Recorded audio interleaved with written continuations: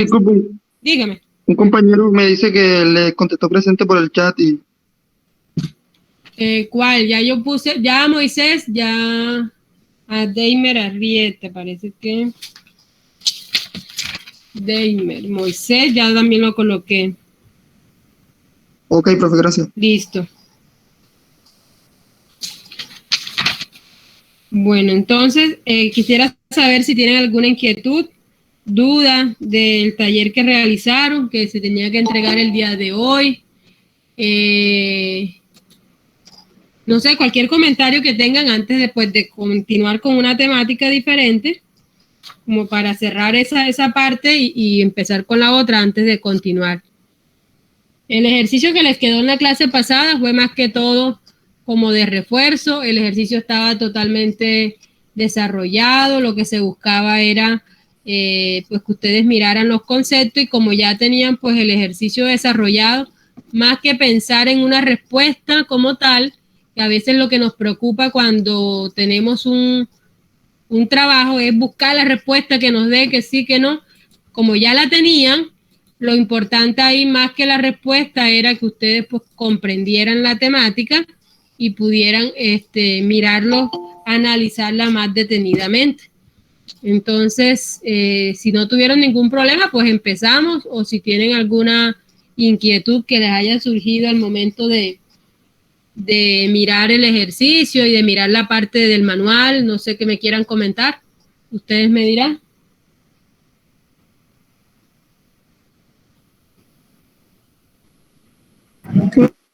Pues, pues, de acuerdo al taller, nos quedaron varios conceptos claros. Quedé un poquito enredada en los conceptos de los desniveles por contrapendiente y por exceso de pendiente, que casi no entendí muy bien esos conceptos y no sé si usted me pueda hacer una aclaración sobre eso. Sí, claro que sí. Déjame, te voy a colocar un momentico la diapositiva de la que ustedes ya tienen, donde hablamos sobre los conceptos, eso precisamente. Entonces voy a quitar la que tengo actualmente. Ah, no, ya la están viendo, ¿verdad? Están viendo lo que es el método de Bruce, ¿cierto? ¿Me confirman, por favor? Sí, profesora. Sí, señor. Bueno, entonces ustedes saben que ese ejercicio de trazado de ruta es analizar diferentes rutas con un mismo concepto que es el de longitud virtual o longitud resistente. En ese caso, lo que nosotros hacemos es mirar las longitudes, como dice acá, miren que el análisis, cuando tenemos la definición, dice que va a comparar longitudes, desniveles y pendientes. Lógicamente, como dice la compañera, pues ustedes miraron la longitud de cada ruta y ya es fácil identificarla, ¿verdad? Miraron los desniveles y las pendientes y también es fácil de identificarla. Lo que más les cuesta es mirar lo que se llama desnivel o suma de desniveles. Miren que en la definición está claro desnivel o suma de desniveles, es decir, que en dado caso apenas una de las dos afecta o hay casos en donde afectan los dos.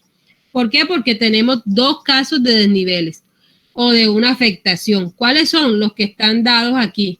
Contrapendiente y exceso de pendiente, que son los conceptos que pues siempre los confunden de pronto un poquito, pero tengan claro lo siguiente. Cuando hablamos de contrapendiente es porque tenemos una pendiente positiva, ¿ya? Siempre que hablemos de un desnivel por contrapendiente es porque estamos hablando de una pendiente positiva. Cuando estamos hablando de exceso de pendiente, siempre lo tenemos que hacer sobre una pendiente negativa. Por lo tanto, yo no puedo decir que la contrapendiente de una pendiente de menos 5% es la que voy a meter en la fórmula, no, porque todas las contrapendientes son positivas, es decir, son pendientes en las cuales el auto va en contra de la pendiente, por eso se llama así, va a tratar de subir y va a requerir de un esfuerzo y ese esfuerzo a medida que la pendiente aumenta, ese esfuerzo es mayor. El exceso de pendiente, por el contrario, nos afecta de otra manera, mientras que a mayor pendiente el carro va a presentar mayor dificultad para subir. Cuando tenemos excesos de pendientes a la recomendada, el carro va a adquirir mayor velocidad y va a poder en cierto modo estar desprovisto de ese concepto que dijimos que íbamos a necesitar, que es el de tener una carretera segura. Cuando hablamos de exceso de pendiente, la primera palabra es clave. Exceso, es decir, lo que está de más, ¿ya? Porque lógicamente en cualquier carretera vamos a tener pendientes positivas y pendientes negativas. Lo importante es cuando esa pendiente negativa, que es la que analizamos con el exceso de pendiente, nos afecta y ya cuando yo tengo que hacerlo desde el punto A, que el análisis se hace siempre en ambos sentidos. De ruta, el análisis debe hacerse siempre en ambos sentidos. ¿Por qué? Porque si yo tengo, por eso, si yo iba, imagínense que ustedes van por cualquier carretera. Cuando yo voy subiendo esa pendiente positiva, puede venir en el sentido contrario, es decir, por el carril contrario, puede venir un vehículo bajar. Una carretera doble vía. Claro, porque la tenemos en doble vía. Diferente fuera que dijéramos que vamos por una doble calzada, en donde si yo voy por una doble calzada, toda esa calzada solamente va a tener un sentido. Es decir, si es de ida, y si es de regreso, es otra calzada, ¿ya? Esa es la gran diferencia en carreteras de dos calzadas, doble calzada o carreteras con una única calzada. En la de única calzada, por la misma carretera que yo voy, si ustedes van de Sincelejo a Corozal, por esa misma carretera se tienen que regresar.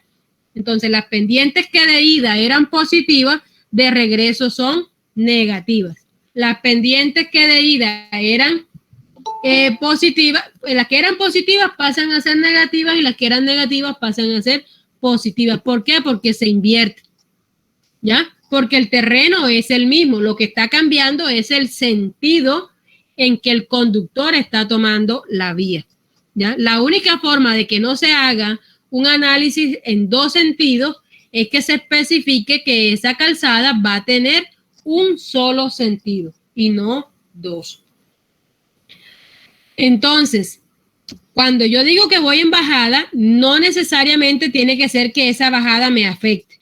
Por ejemplo, en el ejercicio que ustedes tenían una pendiente máxima del 4%, una pendiente recomendada. Te la dicen recomendada porque es lo que se quiere. Pero en el ejercicio, en el trazado final de la ruta, ustedes encontraron que hay pendientes que superan ese valor.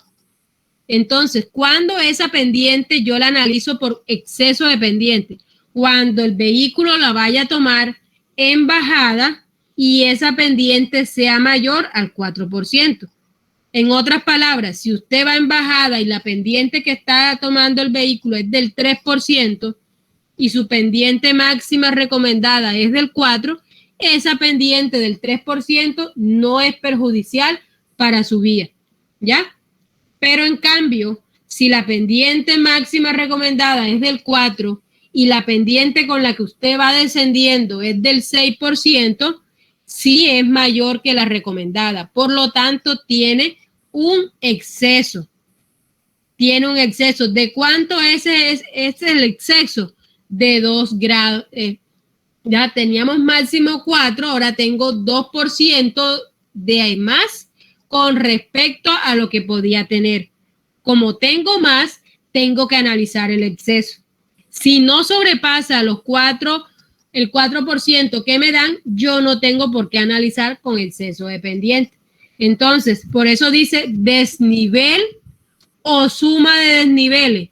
¿Cuándo hay solamente desnivel? Cuando solamente se analiza contrapendiente. ¿Cuándo hay suma de desniveles? Cuando tenemos contrapendiente, pero a la vez hay pendientes negativas que superen al valor máximo recomendado. Es decir, que yo siempre tengo que analizar cuáles son los que me están afectando por contrapendiente y cuáles son los que me están afectando por exceso de pendiente. Las contrapendientes siempre se analizan, es decir, que yo no puedo descartar nunca una contrapendiente. El exceso de pendiente solo es analizado cuando supere el valor máximo recomendado. De lo contrario, no está ejerciendo un perjuicio para la ruta, y lo que nosotros estamos analizando son los desniveles perjudiciales para la ruta.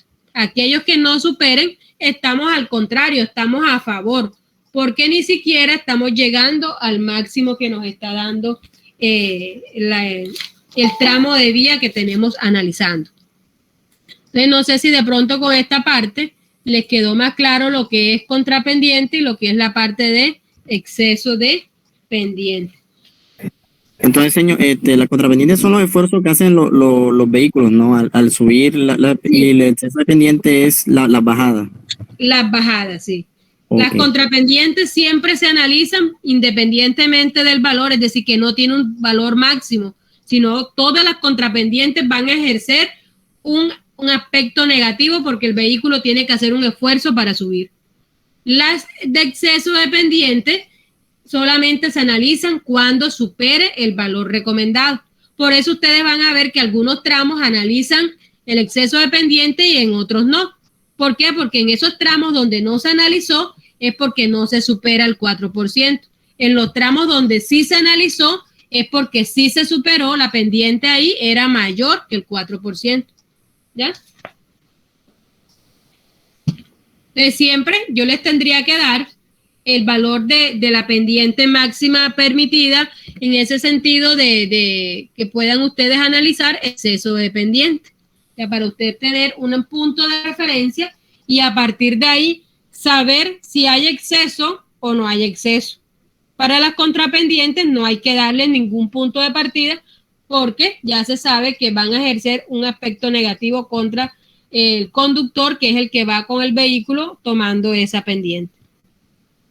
De allí, al final, ustedes se pueden dar cuenta de que aquellas rutas que generan una menor longitud virtual fueron las que se escogieron como las más adecuadas para nosotros tomarlas como una posible vía a construir. Sin embargo, no solamente el concepto, esa longitud es lo que condiciona, sino también el entorno, porque depende también por dónde pase y qué características van a tener esas vías. Es decir, que se hace no solamente un análisis técnico, sino también del entorno y eso influye en la parte económica de los proyectos.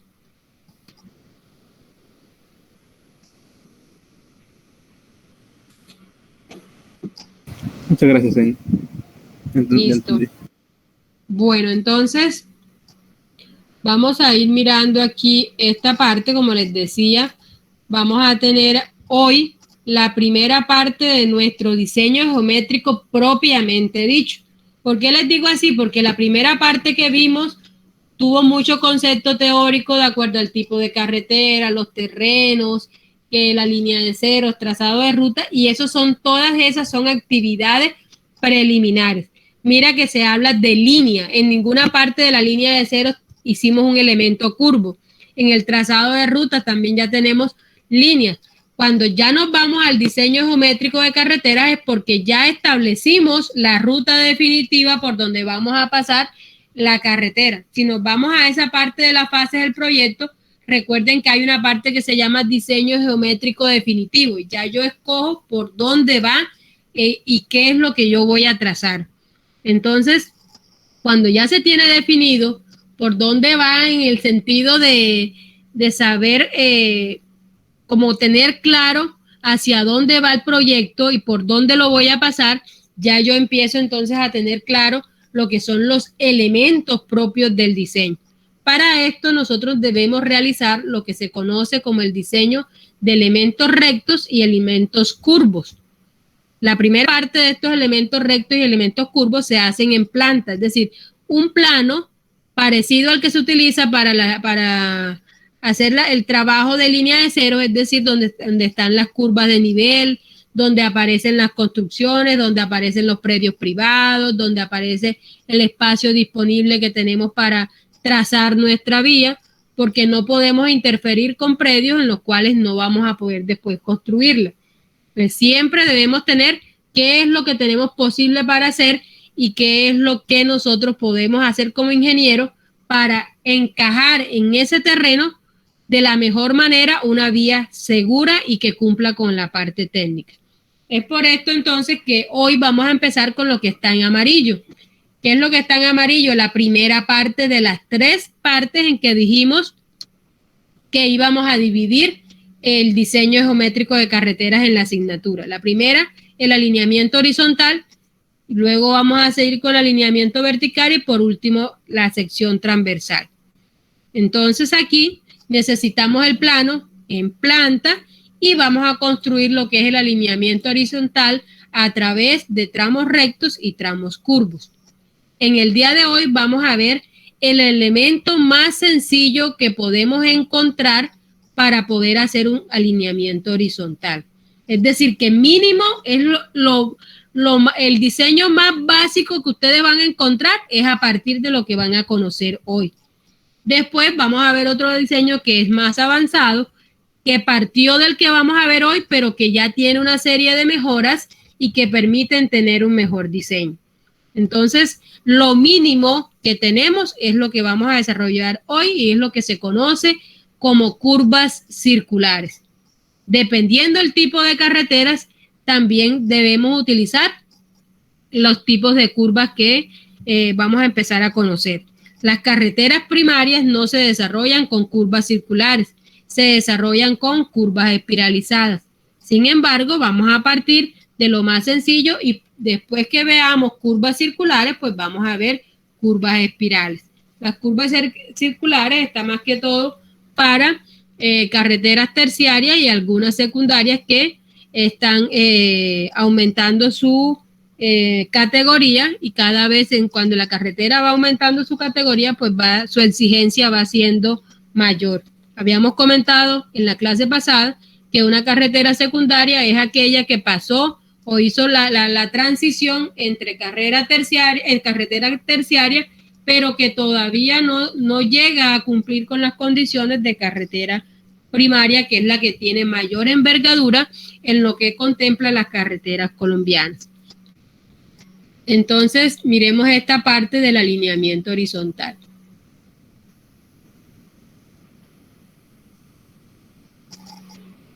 En este alineamiento horizontal podemos ver nosotros que, como les decía, tenemos unos tramos rectos y tenemos unos tramos curvos.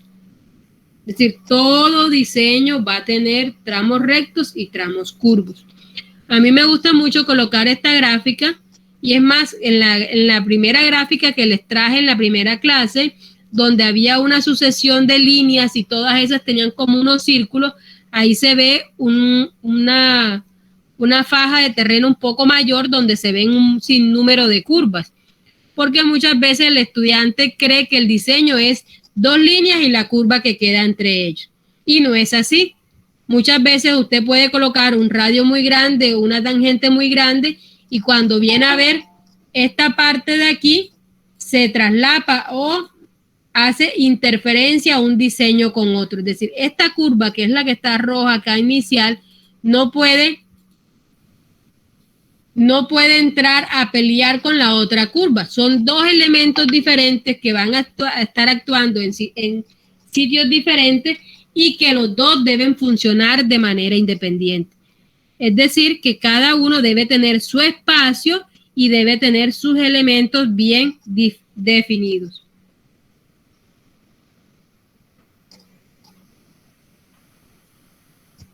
Entonces, ahí podemos ver que tenemos el PC de 2 curvas. Aquí tenemos un PC, un PT. Ahora cuando veamos los elementos podemos verlos completos, cuáles son los elementos, pero por el momento sabemos que hay 2, que son el PC y el PT, que es punto de inicio y punto de finalización. Y tenemos entonces los trazados rectos, que son las líneas negras, y los trazados rojos, que son las líneas curvas o los enlaces entre esas 2 líneas rectas. Lo importante de esta figura es saber que ustedes como diseñadores son los que tienen que trazar estas líneas negras. ¿Cómo las trazan? Buscando simetría, buscando que quede lo más posible centrado para no interferir más con un predio con el otro, para de pronto no hacer curvas peligrosas, para que quede estéticamente acorde con los espacios disponibles que se manejan, sea armonioso y se maneje sobre todo la parte de seguridad. Entonces uno va jugando con la posición de esas líneas de tal manera que las curvas se vayan dando en las posiciones que las necesitemos. Entonces estas líneas negras que están aquí las coloca cada uno de ustedes y a partir de ahí es que traza la curva cuando se da esta intersección aquí y esta intersección acá y esta intersección acá. En cada intersección yo tengo que crear una curva. Aquí, aunque no se muestra, si esto sigue aquí así para otra curva, yo podría decir que en esta parte de aquí yo tengo que crear otra curva. Tengo esta, la primera, tengo la segunda y tengo la tercera. Si la carretera llega hasta aquí, pues ya no tendré más curvas. Pero si la carretera continúa, entonces podríamos tener una infinidad de curvas de acuerdo a la longitud de nuestro diseño. Podemos tener 10, 5, 20, 1000. Entre más grande sea el diseño, pues también así va a ser la posibilidad de tener más curvas. Entonces, ¿qué es lo que buscamos al tener estas líneas? Poder encontrar el elemento de enlace más adecuado que nos haga la carretera segura. Entonces, en este caso, en el día de hoy vamos a ver lo que se conoce como curvas circulares simples, porque nos vamos a dar cuenta que también vamos a tener otro tipo de curvas como son las curvas circulares compuestas y las curvas espiralizadas. Hoy nos vamos a enfocar en la curva circular simple. Miren que es importante mirar en este dibujo que cada vez que tenemos un cambio de dirección podemos encontrar que se forma este ángulo que está aquí. Y ese ángulo es lo que vamos a estar llamando en nuestros diseños el delta principal. El delta principal o el delta de la curva. Entonces vamos a mirar, les voy a dejar unos minuticos esta imagen y me van a empezar a mirar cuáles son los elementos que se describen ahí.